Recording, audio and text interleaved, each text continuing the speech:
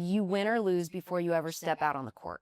Okay. And I thought that was so on point. And CCW holders really need to reevaluate their mindset and how they do something. It's, yes, you got that card because the state of California has lost enough lawsuits where you have to get that card. Sure. Unless you're barred or there's mental health issues.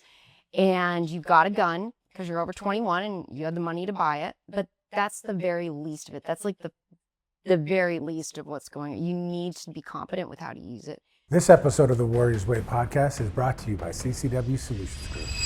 If you're thinking about getting your concealed carry but don't know where to start, we guide you through the process step by step. Head over to ccwsolutionsgroup.com to get started.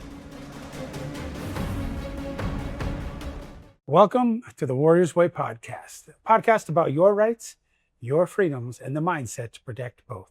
So today's guest I'm very excited about.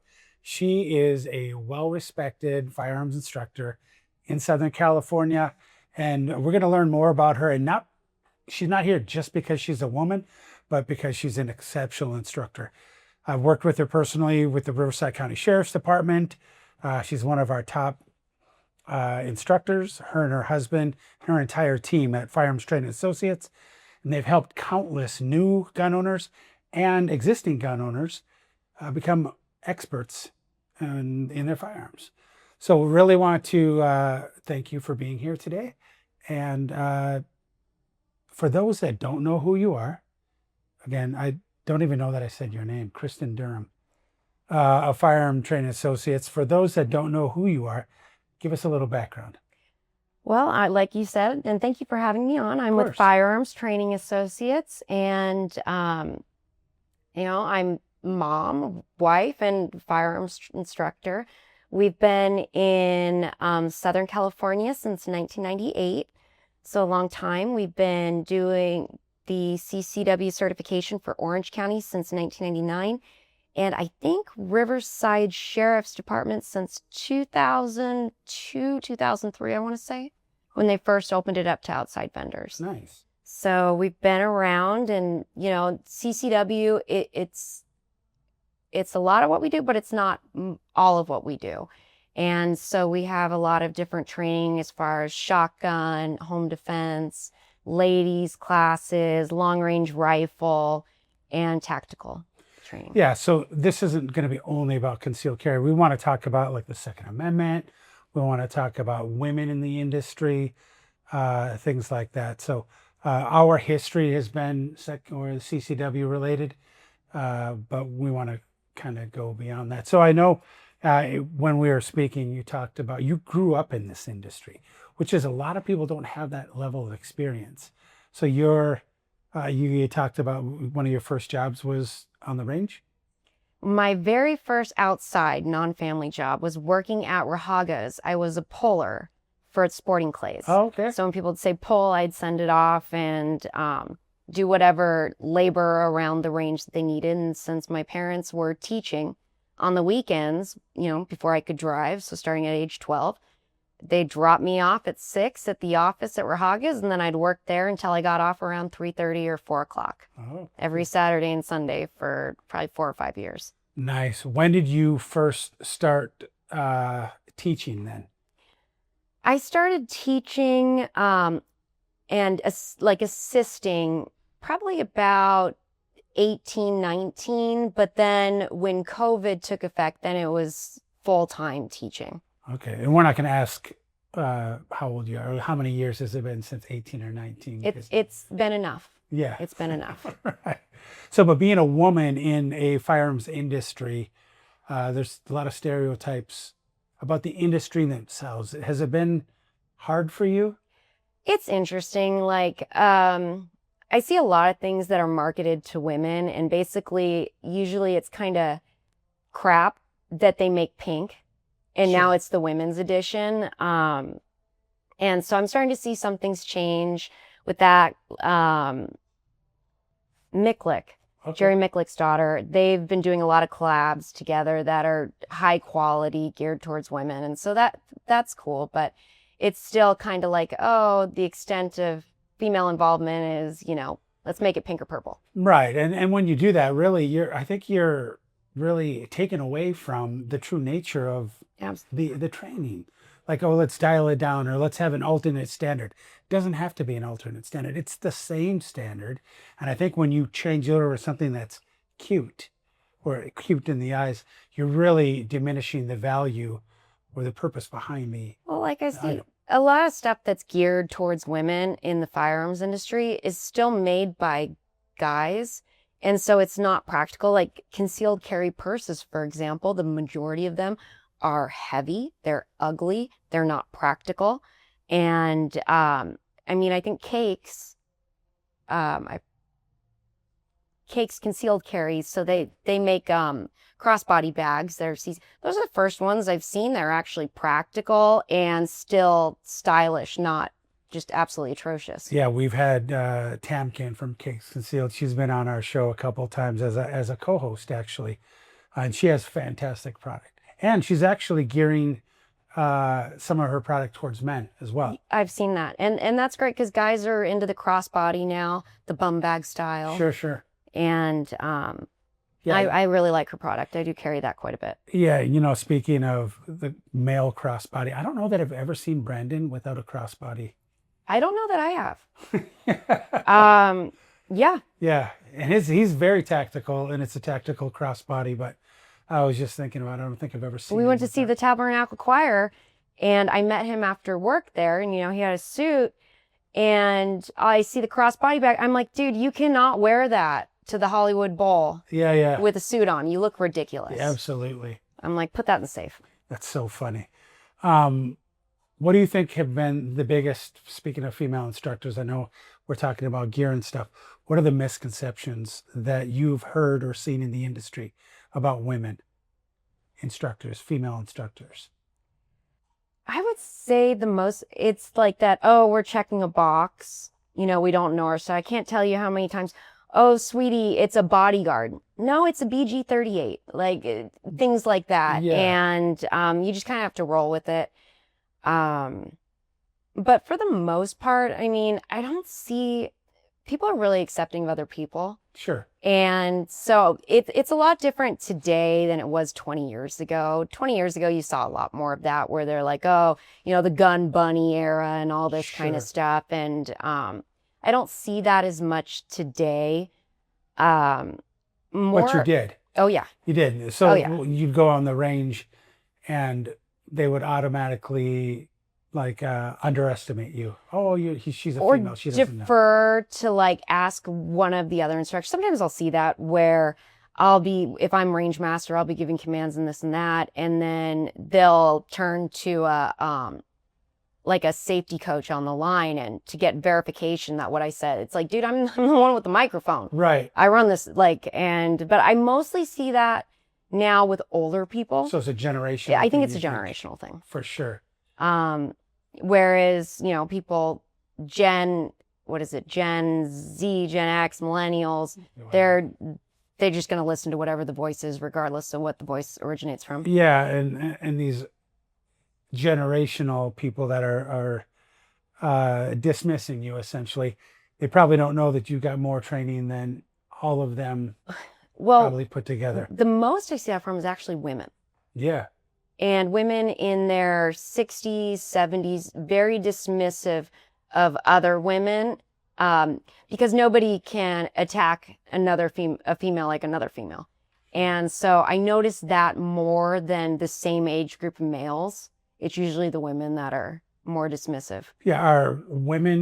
Are they more difficult to train than men, in your opinion, because of those? Or they train differently? They train differently. So we'll take people in their 20s, 30s, 40s to start with. What I notice is that guys, well, I know what I'm doing, so they're in a rush to do it, where women are listening more to the commands given and then following through with that. But after, people in later 50s, especially if they haven't shot that much before, Sure. There's a physical disconnect where the brains and the appendages are just having trouble getting into sync. So they're hearing what I'm saying, but they're having trouble applying that. And that could just be because it's harder to learn something new. Like you couldn't teach me a new language right now. That brain is closed off. I travel enough to where I know that part of my brain is closed off. I'm not ever going to be fluent in a new language. Right. But, younger person, their brain's still active with that. So I think that's kind of some of what it is. Of course. Do you think that because women listen, they actually listen to you, that they're easier to train, and men just automatically assume that they know what they're doing? Sometimes if they're listening, then yes, obviously that's the easiest person to train. But there is a lot of people, mostly CCW, that come out and they're not there to train. They don't want to learn. They're checking a box. And the two scariest classes I teach. Right. I always thought CCW. Nope. The scariest is CCW renewal. Oh, sure. Because civilians in California, all they're required to do is shoot once every 2 years. Right. Law enforcement, like at a department with less resources, what's the national average? Like 4 times a year? Every 3 months, yeah. Quarterly. Well, now imagine you take somebody that didn't go through the police academy, Right. doesn't have that, or sheriff's academy, or doesn't have that background of training. They have their initial class, and maybe it was just a qual. There was no firearms training component. That's very common. And then they've been carrying this gun for 2 years. They didn't shoot in between. Now they come back. And there is nothing that you can do once every 2 years and do it well. Right. And what's off the top of my head, I'm trying to think. The national law enforcement hit ratio for a long time was around 23-25%. Yeah. Now, it might even be less than that. Now, I'm sure somebody in the comments will correct this, but last I checked, it was under 20%. So that means out of every 10 rounds fired at a target, 2 or less hit the intended target. And that's with qualifying once every 3 months. Yeah. Now imagine once every 2 years. And oh, absolutely. So if you're watching and you know that statistic, put it in the comments. Let us know what the actual hit ratio is for law enforcement. And, we were going to talk about there, I was going to reference to that even law enforcement, they get complacent. And you probably see there are probably some CCW holders or people that train in general. I'm just going to take CCW out of the equation, that are way better at firing than even our law enforcement. Do you see that? I do. And which is unfortunate, because these are the people that we're calling to be able to make that shot. The thing with law enforcement and departments is they mirror the community that they're in. Sure. So you're going to get a percentage of people in law enforcement that are into shooting. Probably the same percentage of the general public that are into shooting. Maybe it's a little bit higher for law enforcement because you go into it. Right. But not every cop is a gun guy. Some, they have one gun and that's their department issued gun, and that's more than enough for them, and that's just not their thing. And so, they're not going to do training. Then you get guys that are super into it. That's, what they spend all their spare time on.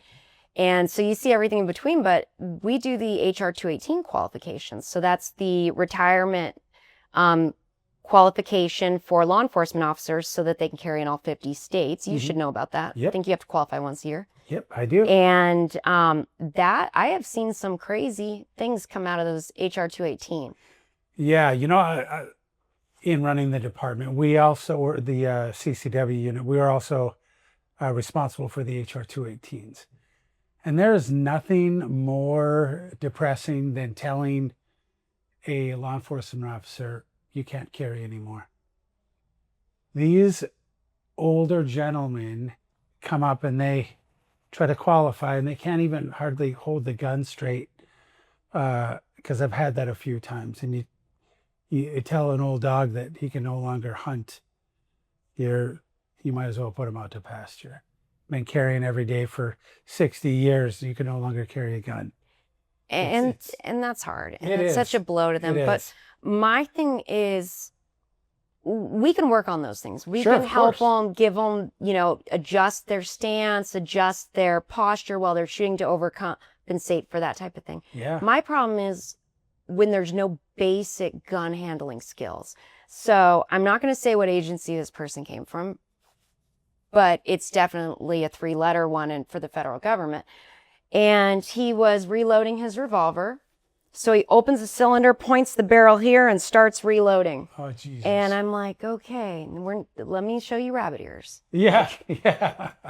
And then you realize that's how he's been doing this since the, 70s, maybe earlier than that. Sure. And you're just like, wow, how do you unbreak decades of bad habits? Right. And I'm like, dude, at no point do you point the moneymaker of the gun at you. Absolutely. Or anything else that you care about. Yeah. Yeah. But it's all about mindset. It really is. If they are open to learn something new, they're going to do great regardless of their ability when they start. Right. If they're checking a box, then they're probably not going to get as much out of it. Yeah. Do you feel, so because you've been involved in CCW so much, why do you think people are getting their CCWs? If they're not willing to put the training behind because they're scared. Yeah. I agree. I know one of the things we talk about is when seconds matter, it's one of my things that I always say, that when seconds matter, law enforcement's minutes away. And evil will never stop looking for a victim. It's us, So I do think I agree with you, people are scared. They're scared, and, you've got the perfect storm. So we went through the defund the police movement, or let's cut their budgets. Mm-hmm. Okay. Does that hurt the wealthy people that live No, on of top course of the not. hill in their gated communities who can afford private security? No. It hurts the average tax-paying middle-class person because it puts them at risk. There's less cars. The last ride-along I was at, the station that I went on the ride-along out of, they service 5 cities. I'm not going to say the county, but 5 whole cities. And there was 12 uniformed guys on that, or gals that night. And of that, I think 6 could transport. I mean, that's stretched thin. I'll tell you. So every department goes through budget crises and stuff like that. And even at Riverside, I patrolled Moreno Valley for years. And there were times when for Moreno Valley, 4 or 5 deputies, the entire city. The entire city has 5 deputies, and that's a budget issue. So I know Riverside County's going through another budget reduction. So just keep that in mind when you're voting these things, and that's going to mean less deputies on the street, less officers on the street. Departments are stretched thin. They're stretched thin. They've cut their budget down. We've increased the number of people here by quite a bit. We decriminalized crime. Yeah. So that's huge. So I love broken windows theory. And Yes. I actually did, I think, my final research paper in college on that. Yeah. And I loved it because it's like, take care of the small things and the big things won't happen. Yeah. And they proved. I mean, you turn around New York. New York in the 80s was scary. You didn't Right. want to be out there at night. That was a scary place to be. And Bratton and Giuliani did a great job applying broken windows theory to New York. They cleaned it up. I remember going there in the, what do we call it? The early 2000s. Like, because you have the 2010s. Now we're in the 2020s. Yeah. I don't know what the name for that is. I don't know. I'm going to go the early 2000s. And, we were out walking around 1 o'clock at night.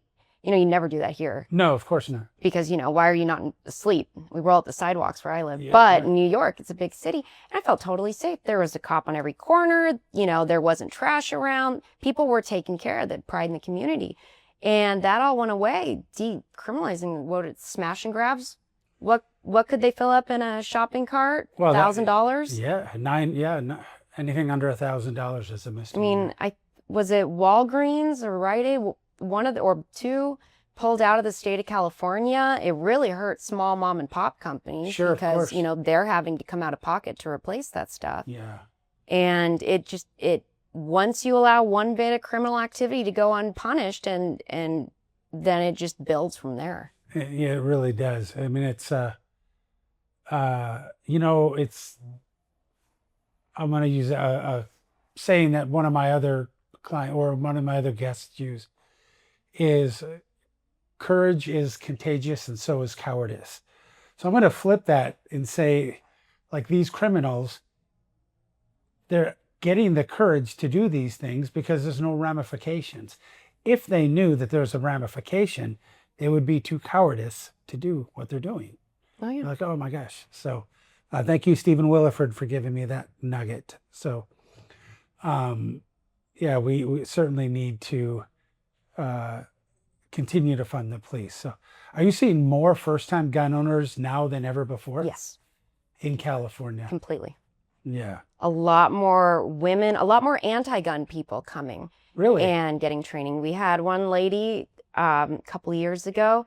She didn't like guns, super anti-gun, but she got into a fight at the grocery store over a pack of toilet paper during 2020, and so she called us up. She had gone and bought a gun. She was pissed that she couldn't leave with it that same day. She's like, well, you don't understand. This is serious. Somebody just attacked me for toilet paper. And they're like, ma'am, you have to wait 10 days, just Right. like everybody else. She goes, well, can't I just pay more? Oh, It's like, no, ma'am, this is your law. that's Enjoy. right. Yeah, absolutely. And she came out and to do her CCW and to actually get training, but she didn't want to potentially run into anyone she knew. So she had to do all of her training as a private. Oh, okay. And that's something you guys offer? We do. I prefer large classes. I think people actually get more out of that. Never underestimate the power of competitiveness. Sure. A lot of people think they're going to get a lot more out of a private. And I don't know that that's the case, because now you're just competing with yourself. So you're just at your own level. True. Where when you're in a whole class of people, I feel like that, even if it's dormant, that little bit of good sportsmanship competitiveness Sure. comes out. And I notice people apply themselves. They'll work harder. They'll train harder. I think it's a better environment. Well, I think one of the things too is the questions. Someone might ask a question that you're going to say, oh, I was going to ask that, but I was too afraid to ask. For sure in CCW. Yeah, absolutely. So having someone else be able to, having a group, more minds, they're asking all those questions. So you said there's more women buying guns now. And it's probably because of what? The laws. The laws, the lack of resources. The people are scared. You're getting more home invasions here. There's people that we don't know who they are. Right. I haven't looked recently at the crime statistics for California in the last 6 months, but I imagine it's probably a little higher than it was 2-3 years ago, and people are feeling that. Absolutely. Well, I go back and forth with Sheriff Bianco over this, that California as a whole, I'll just say, is no safer today than it was 10 years ago. No, his argument, and I agree with it, is we are arming more citizens than any other county. So Yes. Riverside County is probably safer than it was 10 years ago, but the state as a whole is probably not more safe. So do you think that change has happened in the last 5 years, 10 years? You've been in the firearms industry for a long time. When has the growth of the firearms happened? COVID was the biggest. So I noticed the two last big surges of firearms were the 2015 election. How many guys that worked with ran out and bought an AR or this or that just to settle their nerves? Sure. They were worried that they were going to be banned nationally, not Sure. just here. Yeah. And that was a huge push. People thought, okay, they can't take away what you already have, but they might be able to ban what you don't, your potential purchases. So I noticed a huge leading up to that election, and then everybody felt safe. And they're like, okay, well, I guess, or excuse me, not physically safe, but their gun rights were Sure, safe. of course. And so then I noticed a drop off on panic purchasing, but then COVID hit. Right. And then, you couldn't find a gun. Right. Gun stores that were allowed to stay open were putting $200-$300 markups on Smith & Wesson shields. Right. It was wild. If you could find a Gen 3 Glock for civilians, that was quite a find. Probably easier to get paper towels at a certain point than it was to get a Glock 19. Yeah. But, and it's kind of stayed up since then. Luckily, we've gotten new things added to the roster. A huge blow, though, has been the Glock ban. Glock ban. But that one's already being fought. I understand it's in federal court, not state court. The feds are suing over that one. Sure. Which is a shame that even had to come up. I mean, okay, so a couple of dudes modified it in Illinois. I think that's where the problems were happening. Yeah. But, So we're going to punish everybody. It reminds me well, of let's punish everyone in California. Well, it reminds me of Christchurch, New Zealand. So Yeah. when the Christchurch shooting happened, it was horrible and horrific. But then the country New Zealand banned guns in the country because the actions of a non-citizen there who took advantage of their rights. So the citizens lost their gun, and a retired fireman, they came to get his guns. He ended up getting into a shootout with New Zealand police, and they killed him. It's like he lost his life because of the actions of somebody who broke so many laws to do that. Yeah, that's ridiculous. That's But ridiculous. you see that same story time and time again. Of course. So the masses are punished by the actions of a few. Always. Yeah. What do you think that every first firearm or every first-time gun owner should know before buying their firearm? Or Guns are like shoes. So this gun that works great for your friend or your spouse is not necessarily going to be the best gun for you. Try before you buy, and try a bunch. is that something you guys offer at FTA? Oh, yeah, we have tons of loaner guns. We don't charge for that Okay. with any of the classes. That's not we have tons. And I'm always like, oh, we should get this for a reference, or we need to get this because I Right. have to go buy guns. Yeah. But I like to use other people's money, so I'll use the school. Sure. And so those are all there for people to use. And then in the gun world, smaller is not necessarily better. And I noticed that when women go to the gun stores and they haven't shopped before, they always talk them into these lightweight, like titanium, scandium, revolvers, snub nose, and they feel so good in your hand, and they're nice and small and cute. Then you go out to the range and boom, it's a big hand cannon because it's not absorbing the recoil. It's too light, it's too small, you're absorbing it. Sure, of course. And I noticed that one too, especially with women, is they go for the smaller gun. Well, you're not necessarily going to shoot that one better. The classic example is the SIG P238. Like that's a harder gun. I don't like to shoot. It's too small.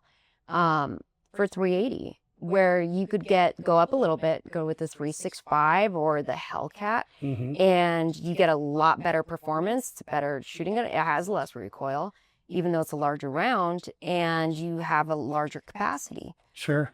So bigger's not a disadvantage. Even for concealed carry, I always have at least one full-size gun on my permit. Good. And the reason is, like, the riots are popping off, right? But I got to go get my kid because she's stranded and Uber or Lyft won't pick her up. Right. Am I going to take my little 365?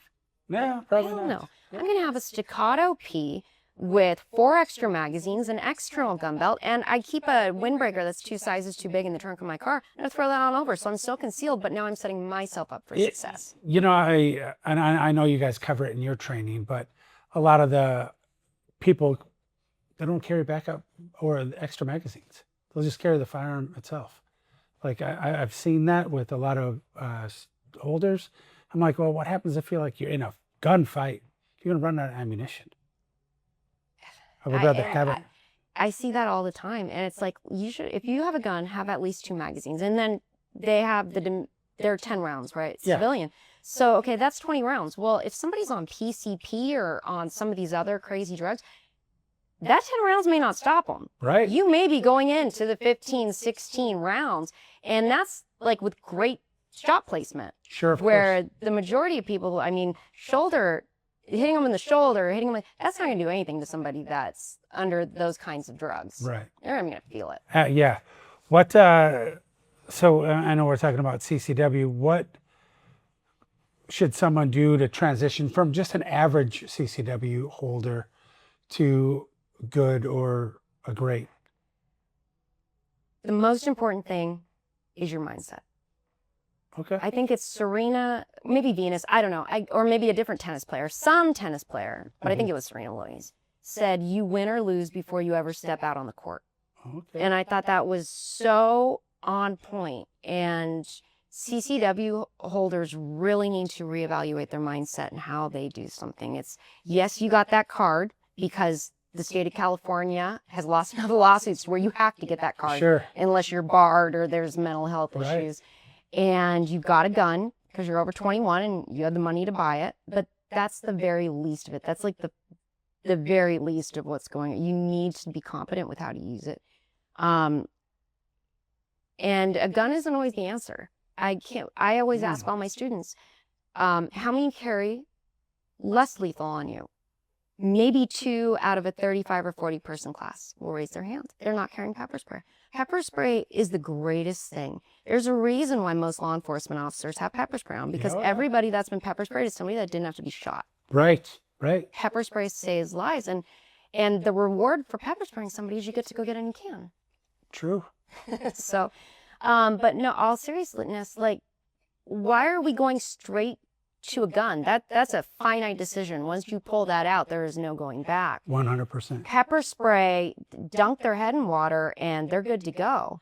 I don't like tasers as much because you have, for non-LE tasers, you're getting really close and personal. Sure, of course. And at the point that I'm close enough to use, I'm a little human being. At the point I'm close enough to use a taser, now we're in it's a physical confrontation. Well, yeah, it could be. And I have a lot of disadvantages. Yeah, and is it going to be effective? Tasers only work if they're effective. You know, and that's one of the things we have that we struggle with in law enforcement. If they've got bulky clothing, if, you know, it doesn't affect everybody the same. Oh. But pepper spray generally does. It gets in there. And, you know, when I was pepper sprayed, that was like the worst experience I've ever been through. And I've had 3 kids and 2 kidney stones, and don't pepper spray me again. Yeah. But my husband learned, do not keep pepper spray in your car in Southern California. Yeah. Cars get very hot, and sometimes that can affect the seal of the pepper spray. Correct. So he gets in his car and he's like, what is this liquid? Well, his pepper spray can seal went bad, and it was everywhere. Sure, of course. And so he had a hot car for a couple weeks till it dissipated. You know, one of the things I've talked about before is while we would like everyone to have a concealed carry, not everybody should, because it is a mindset, it is a mentality. A lot of people use CCW as an ego boost, like, oh, I've got this tool here, thinking that it's going to protect them, but it's not really. It takes all that mindset training and everything that you put in there to be able to have the confidence to do that. So do you think that confidence, or how is confidence taught? Confidence should come through competence. There you go. And those two have to be linked. We're a very instant gratification society, especially with social media. You know, the average person has like I think it's like a 5-second attention, unless there's enough bright color, shiny objects to catch it. Sure. And so a lot of people just aren't willing to put in the time and effort it takes to be competent at something. Right. And it's like anticipation. Oh, I get all the time. Oh, it's not me, it's the gun. I'm like, oh, that gun's shooting low and to the left on its own. Yeah, right. Yeah. Well, how do I fix this? More rounds down range. Yeah. It's the only thing that's gonna. Let's work on that trigger, pull on that grip. Absolutely. Yeah. And people just, there's a reason why not everybody is a sports star or a Nobel laureate or this or that. Sure. Those are the people that are willing to put in the work to be great. Right. And nowadays I feel like everybody wants to be great without putting in the work. That's true. That's true. Everybody's getting an award at the end, right? But it's a mentality that's been taught in schools for years. Shooting targets, what's the difference between shooting at your target and actually preparing for self-defense? Well, so I see this a lot, like especially people that primarily go to indoor ranges. Sure.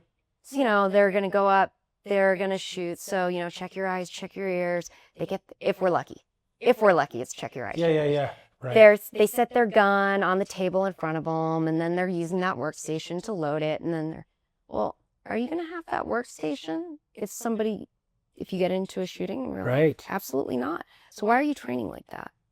And, or I'll notice people aren't treating their self-defense equipment like it's supposed to be used. They don't want to drop their magazines. Oh, I don't want to drop my magazines. I'm like, okay, so they'll take the mag out, put it in the number 3 pouch, grab the next one. That's a lot of time where it should be drop the old, insert the new. Yeah. And it should be a split second thing, but they're not trained like that. So they're not going to be able to perform like that. Right. And the adrenaline that happens in a active shooter situation that's going to occur is not going to make you be more proficient at anything. Right. You will not wake up and be John Wick in that moment. No, yeah. And You're going to revert to your lowest level. Absolutely. And shooting at a static target is marksmanship. That is not training. If you ever have to use your firearm, and you train people for the most important and terrifying seconds of their life, and we pray that it never happens, but that person will not stand still. No. You shouldn't be either. Absolutely. Absolutely. If in a gunfight, you're going to be wanting to go after the person, they're moving, but you're also going to be wanting to gravitate towards cover, because if it's an actual gunfight, those bullets are going 2 different directions. And if you're standing still, that you're making yourself an easier target. Right. But people don't train like that. That's why I like scenario training. And so we do a lot of that. We do CCW scenarios, CCW skill builder, live fire entry, where we're using marking cartridges and in guns with those kits on there, and we're putting them in different scenarios that they'll experience. We'll set up a movie theater environment where somebody's going to come in with a gun and this and that, or a restaurant scenario. We're going to have them go up and get money from the ATM, let them go through the drill first. We don't tell them anything about it, and then after that drill, basically we cut, stop. Then we're going to take them through, show them what they did wrong, how they can improve, what they can do better. Then we're going to run through the scenario again, this time with a better understanding of how to. And so we may take them through that one scenario 2 or 3 times to develop, because, they've never come across this in real life. Sure. And that's the way to train. So in situations like, when they get involved in an incident and panic sets in, is it through that training that you're able to teach them how to deal with it, and the panic of it? That's why I like marking cartridges. Sure. You can play a video game, you can talk about it, but if you do something wrong, you're going to get hit. Yeah. Those suckers hurt. Yeah, sure. But that kind of helps reinforce, like, okay, I don't want to just walk through a doorway that in an active shooter situation that exposed. I need to use the door as cover as I'm going through. And that's a great teacher for that. And so we have that going on next weekend. Okay. So we'll have, 15 to 30 actors for the class too. Really? Oh yeah, we have to have somebody be the bad guy, some bystanders and all this, so that the students can really learn it. Nice. Oh, that's good training. And that's so much fun. I just don't like to be the one getting hit at. It's we actually, in the academy, they teach with that style. We run through an old abandoned hospital, and there's people set up everywhere. So I think that's fantastic. So. Well, I grew up at police academy. Yeah. From the 80s, 90s. Because your dad? My mom and my dad were firearms instructors at the academy, and so they were at the class were at Rahagas. And again, they're not going to spring for a weekend babysitter. Sure, of course. No, that's for Rahagas. Go run around, go find that alligator. Yeah. How long have you and Brandon been married? Oh, I should ask him. You should ask him. Eight. Just kidding. 18 years. But Brandon, it's a family team that does all your training. So did Brandon start training with you before you guys? Well, he's from the South. Oh, okay. So like Southern Tennessee, North Georgia. So it's like, oh, it's a boy. Here's a gun for your 3rd birthday. Sure, that of would course. be the appropriate thing. So he grew up with firearms, and then he actually moved out here because he was in a metal band. What? I know. He had long hair when I met him. Really? Yeah. That surprises me that you would even, because you're all, Yeah, somebody's got to be straight-laced looking. Right? But then you talk to us and you realize it's the polar opposite. Yeah. But I met him when he was performing in Orange County, and he had long hair, you know, full sleeve tattoos. I'm like, oh, this is gonna be fun to bring home. Yeah. And then like they started talking, and he was like, oh yeah, Ronnie Reagan. I got to meet him one time. It was when I was a kid. It was awesome. And I'm like, well, there goes that. Nice. And but yeah, no, he's been training for a long time. He works for a local department now. Oh, he does? Yeah. Okay, perfect. You guys have been training together, because I know you guys came through the post firearm instructor course at the sheriff's department. How was it like working with him every day? Should husband and wife teams work together like that, or?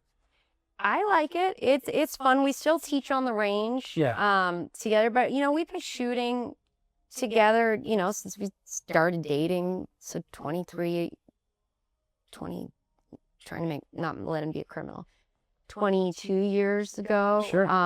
And so we've always enjoyed shooting and working together, and we, you know, it's a family thing. Our kids come out. You've seen William at the range, and he loves going out there. He likes to be the range master. You know, I tell everyone, I've spoken to tens of thousands, much like you, tens of thousands of CCW applicants and holders, and I always tell them, and you're a perfect example of that, if you are married or you have adult children, your spouse should also be training with you. Because what better way for you to have your partner be as proficient or relatively proficient as you are? Because then when you're training people or going through these scenarios, you have your lifetime partner, like a B partner on the patrol. I already know how he's going to react to this. So, you know, we move independently, you train. I think that's a fantastic training model for everyone to emulate. And your spouse, I'm still getting used to the partner term, but your spouse, significant other, live-in, whatever. Like, that's not just a form filing for the IRS. Right. Like, you're supposed to do these things together, be a cohesive unit, have a plan. Somebody breaks in. Are you going to a kids? When are you going to a kids room? Securing that. Yeah. Are the kids old enough to where they have their stations? You know, who's doing the stairs? Who's going down the back stairs? Yeah. But have a plan, because you're not gonna hear the window smash at 3:30 in the morning. Right. And then all of a sudden, you guys are just going to work and sing. No, you have to train for that. Absolutely. I think it's important to, in a situation like that, I was in the military for a long time, but you have your role, but I also know how to do everyone else's roles. Because if your role is to, hey, go to the kids, but he's upstairs and you're downstairs, okay. Then you got to reverse it. That's right. And, you know, so everyone's got to be able to assume these other roles. What I love about the military is they train 95% of the time, and then 5% of the time they're active. Yeah. Law enforcement trains 5% of the time, and they're active 95% of the time. Right. And we've got to find that happy medium. But I noticed that when not all departments are like this. There's a lot of departments that are unbelievable in their training units, and the guys that are in the training units, that is their life. Right. But a lot of places, they just they don't do team training. They don't do low light training. Sure. They don't do any of that. And you really see that when the cell phone camera footage is after a shooting in situation where there's more than one officer responding comes out, you really see, hey, these guys don't know how to work together and move together. Then you look at some of our teams overseas when they go to do entries and all this. I mean, those guys are anticipating what the next person's going to do. And that's because they have trained so much. They know how, if A happens, this person's going to react this way. If B happens. Yeah. And, you know, I understand everybody has their life, and, you know, bills are due, and kids have soccer and this and that report that you've left off, but you've got to make it a priority to have a plan and train for the plan and contingencies. Absolutely. Who do you think's a tougher instructor, you or him? He's really nice. He is a nice guy. I've noticed that. He's really nice. I've only heard him yell like 2 times. Oh, really? Yeah. Yeah. I think men would probably be intimidated by you on the range. Well, I'm little, so I've got a Napoleonic complex, so Sure. I've got to be a hard ass. But now that I'm um more range mastering, not as much coaching with people, because we run it more like a police academy. So you're not going to see like one woman on the range with one instructor hovering over them the whole time. That's because you can't learn. They can't work things out on their own. Yeah. Coaches will step back Right. so they can hear the range master's commands and go through it. That's how they're going to learn. Sure. So that because you're not going to have some coach in your ear when you're in a shooting situation. No. But I'd like to see people train. Like, I see them training for golf all the time. Okay, well, golf's not going to save your life. You know, it might save your marriage, That's true. And shooting's fun. This is a fun thing for families to do together. I know that the state of California, I have to be careful in what I say about minors, and my kids all like to shoot. My son the most, but my daughter, she likes to do the carbine classes. She likes the M1 carbine. 30 cal's great for girls. Yeah. Low recoil. It's just a great gun. But you've got to take it seriously. It's your safety. You only have one life. Yeah, absolutely. Where do you see the firearms industry heading in California? Like, do you think it's going to continue to get more restrictive, or what are we doing to make it? I see nationally things getting more restrictive. Really? Yes, very much so. Unfortunately, we're not as free as we used to be. Right off the bat, I got to go get a pink slip for my kids when they're born so they could be issued their serial number. I've got to get the government's permission to get married. For every dollar I make, I'm taxed on it. Every dollar I spend, I'm taxed on it. Everything that I've already bought and already paid taxes on. Many of those things, if they can move or I can live in them, they're taxed again. And you're just seeing government overreach, and it's just suffocating, and people are feeling that. But number one, people are lazy, so they're not actually gonna, call their congressman's office or write them. And if they do, it's an email, which they don't count those. Sure. So it's got to be a phone call or a written letter.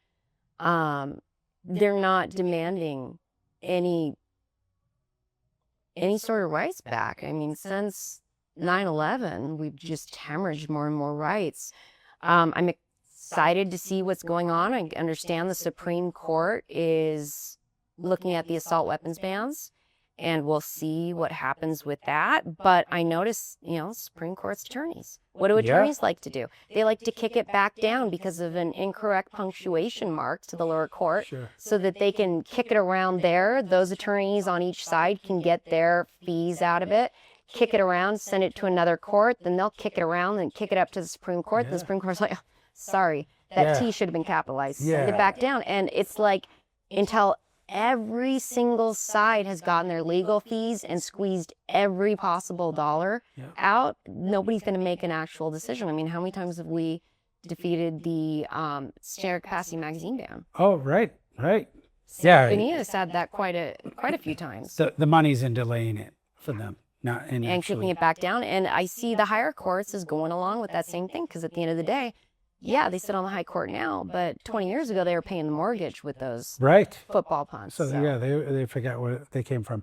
Do you think we're like America's getting closer to a tipping point? I don't know. Yeah, it's kind of most people don't want to say yes or no. No, I mean, and I get it. Because it's not that. It's just, at what point are we just going to get rid of the Constitution? Right. In my opinion, the most important amendment's the First Amendment. I would beg to differ, and I'll tell you. Go ahead. The second one protects the first. The second one is the most important because it allows me to protect all the other amendments, is how I see it. And that's how most people in the industry, but for me, it's the First Amendment.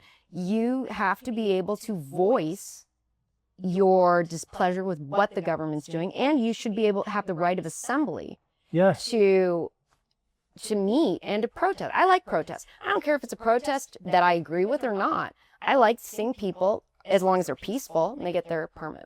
But even then, should they have to get a permit? I don't know. Right. But I like peaceful protests. Like AOC, she's never walked past a protest that she hasn't sat down and joined. Right. She may not even know what they're doing. She'll just sit and join them. And Sure. I don't have a problem with that. Yeah.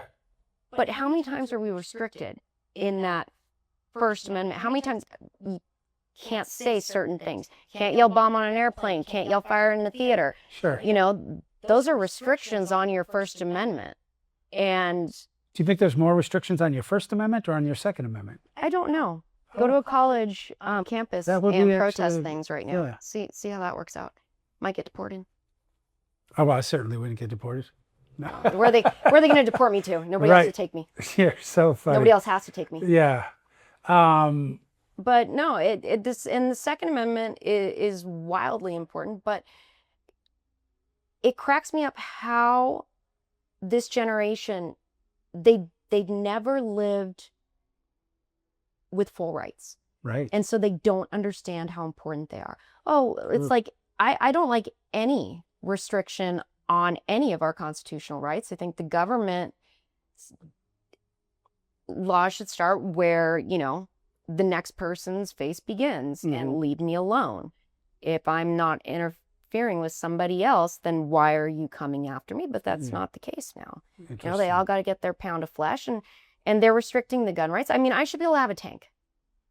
I should be able to have a tank with a Browning M2HB on top of there, and I should be able to drop my kids off to school like that. I had another guest on that felt the same way. Yeah. But why can't I? Because when they started restricting rights, people did not speak up and they did not protest. I agree. Well, I agree with that. I think there has to be a little force behind it, though, because words only do something. If we've got a way to be able to enforce that, that's. But it's just we're at a tipping point that we might not be able to claw our way back from. That's what I'm. Yeah, and I agree. That's Data why I'm asking about the centers, tipping point. These data centers scare me because it's like they're like, okay, well, we need them to compete with the Chinese. It's like, I don't want to live in China. Why are we competing with the Chinese on who can be the best surveillance state? Right. They don't have a constitution, and they're not a representative republic. Right.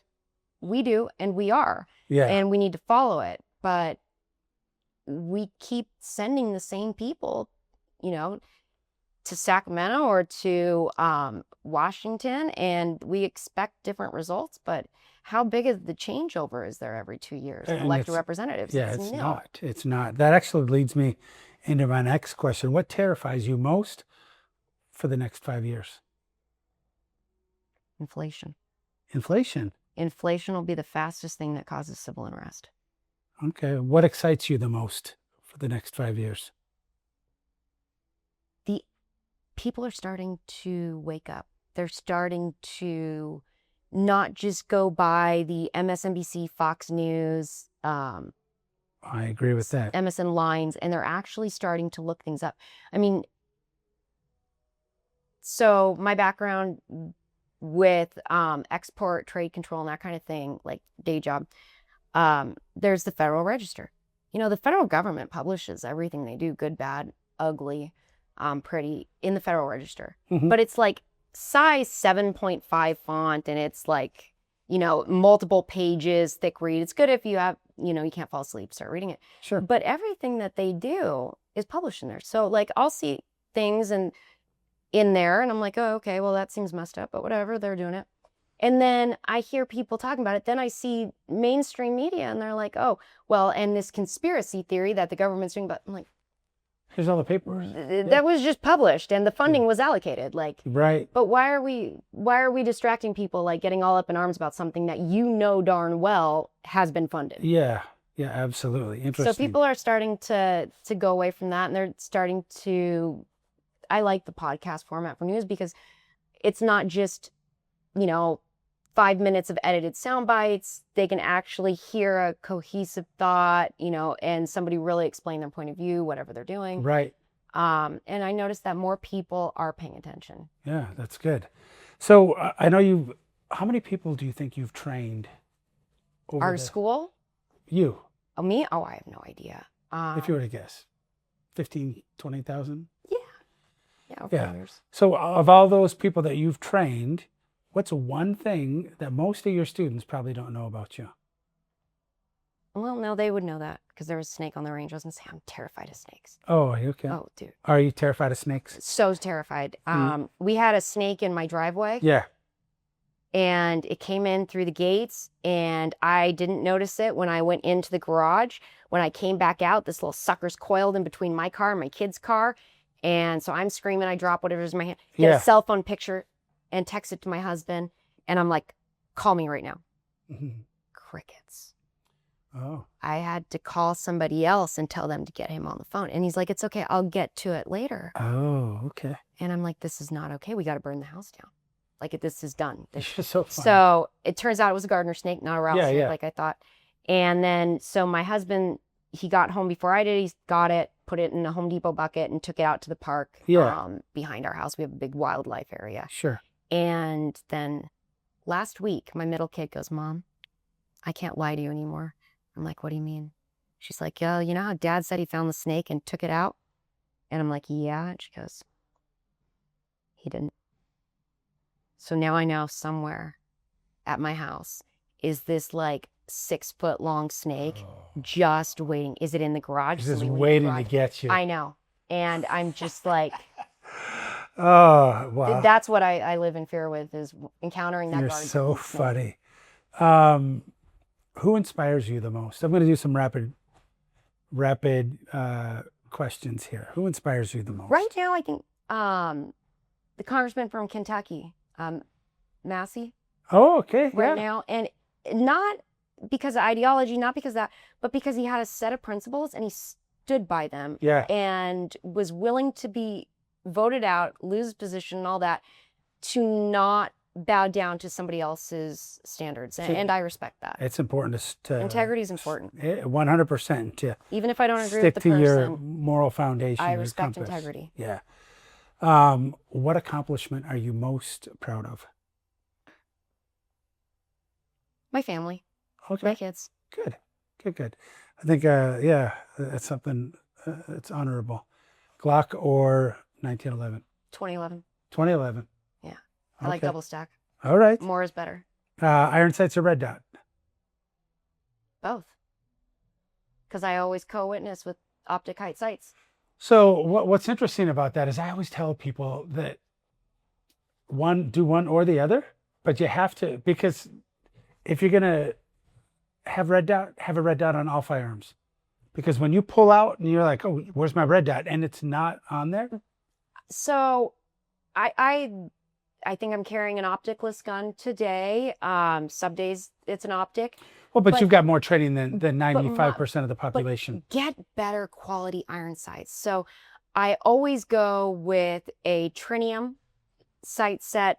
Even if I'm not running an optic, I always go optic height on it because, my eyes aren't getting better. Right. And I like to have a big green front sight and orange rear, or vice versa.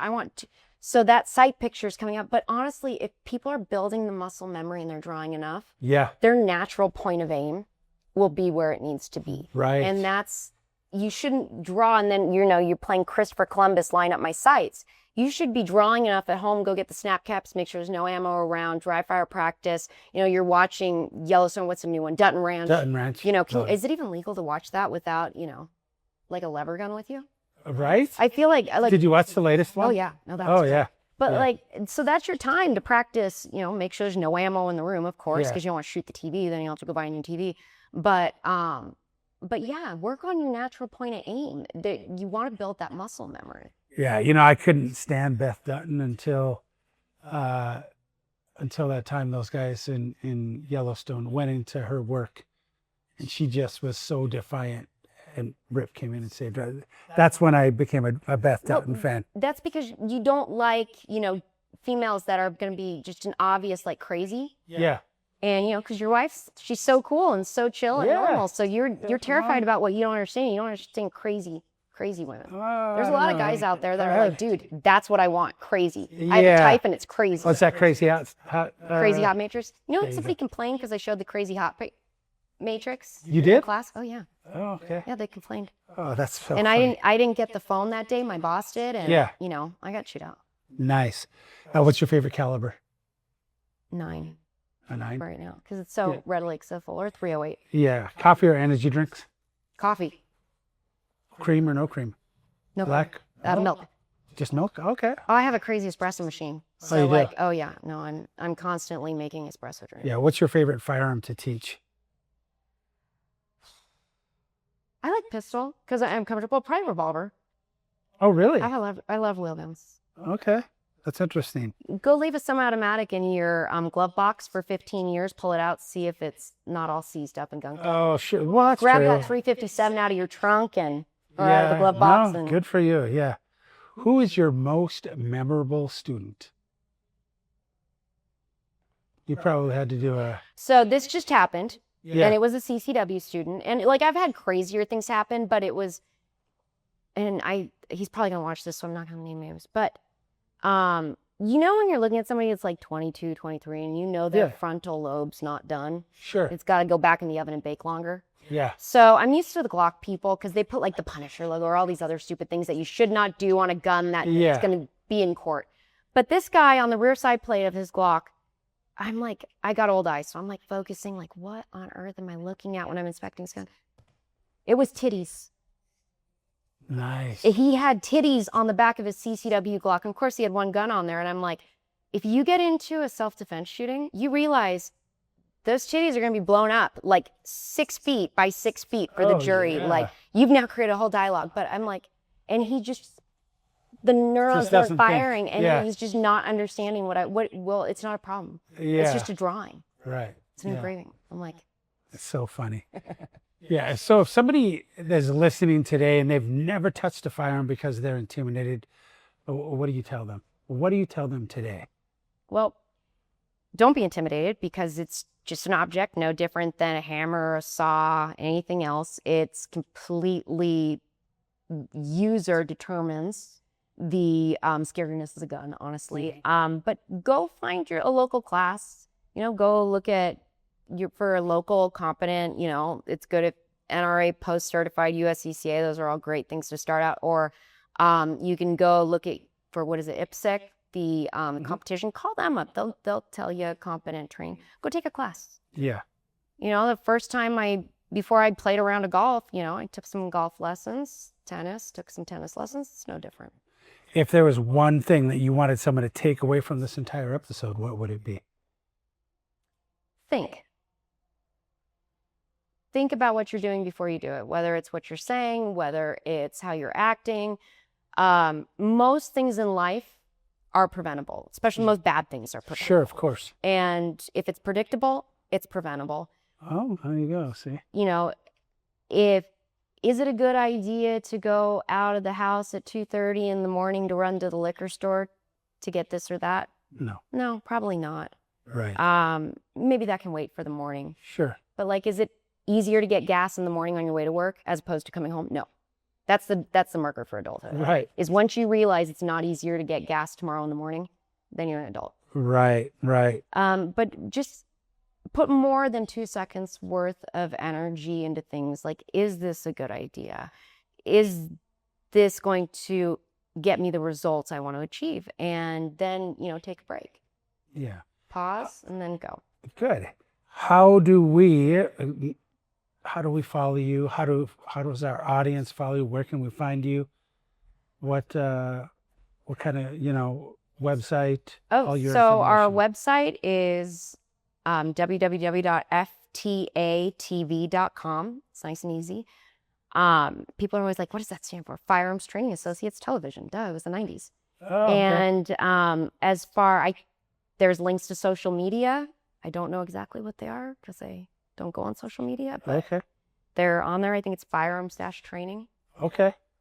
I don't know which one that's for. All right. Where are you located? So our offices are in Yorba Linda, and our training facilities that we built are out of Rahaga's Shooting Enterprises in Eastvale. It used to be Corona. Now it's Okay. Well, They perfect. get you fancy. Yeah, they are getting fancy. I want to thank you Well, for thank coming you. on today. I think it's been a fantastic episode, and you inspire me. I just want you to know that I'm inspired by you, and this isn't just for women.